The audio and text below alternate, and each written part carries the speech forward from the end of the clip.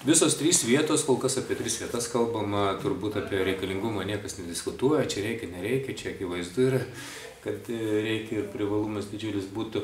O dėl vietų, tai visos trys turi savo privalumą ir savo trūkumą, nes aš pirmiausia irgi buvau žavėjęs, kad čia kompleksas bus šalia stadiono, apjungs tarsi visą vienoje vietoje, šalia parko, visko, bet iš pirmo žvilgsnio viskas gerai, tačiau jau dabar yra parkavimo problema.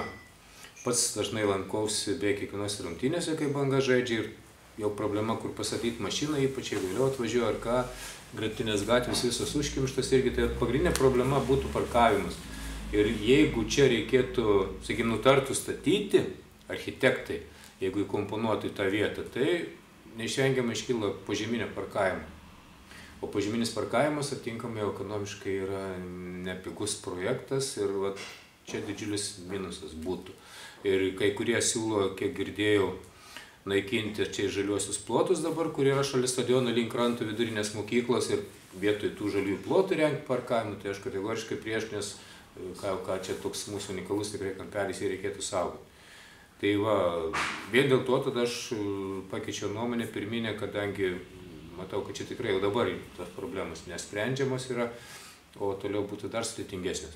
Kita vieta centre, privalumas šalia dabartinės sporto salės, tai lyg tai būtų ir privalumas centre, ir šalia jau salė yra, bereikėtų kažką tai kito, treniruoklių, baseinų ir plaukimo takai ir visa kita. Ir dar privalumas būtų, jeigu galėtų sujungti šalia su esančiais, taip vadinamais dabar kultūros namais, kurie tikrai toli gražu dar taip netrodo, kaip turėtų atrodyti kultūros centras, tai va sujungus tą visą kompleksą, nes tokių pavyzdžių yra ir Lietuvoje, šalia tai kaimynėje Latvijoje, Liepoje yra multifunkcinis centras, kur ir sportas, ir kultūra dera, tai čia apjungus, ar tunelį, ar ką čia architektūrinė irgi. Bet čia vėlgi neišvengiamai irgi parkavimo problema, vėl po žemę reikėtų lysti ir tą parkavimo problemą spręsti, nes dabar jau ankšta.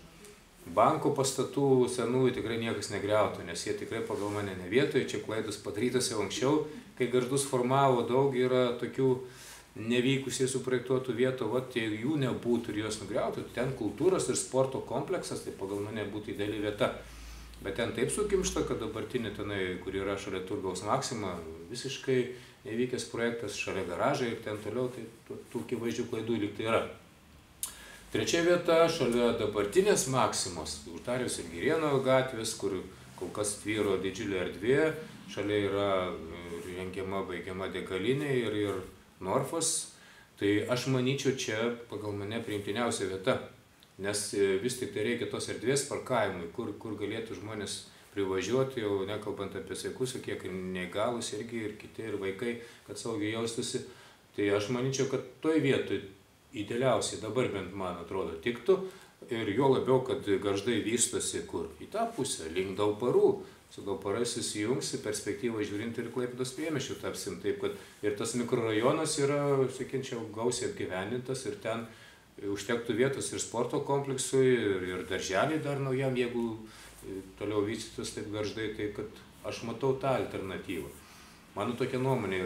Gerbiu visas kitas nuomonės, kurie sako savo argumentus, bet aš manyčiau, kad vis tik reikėtų rasti tą bendrą sąsają tarp to, ką mano, sakykime, bendruomenė, nes gali turėti vienus norus, ir tarp to, ką sako specialistai, šiuo atveju architektai, nes gali mūsų norai labai gražus būti, architektai gali sakyti, ekonomiškai yra labai sudėtinga, finansiškai labai brangu ir reikėtų kažką tai kitą. Tai reikėtų ieškoti tų pozicijų suderinimą ir tada rinkti tą vietą.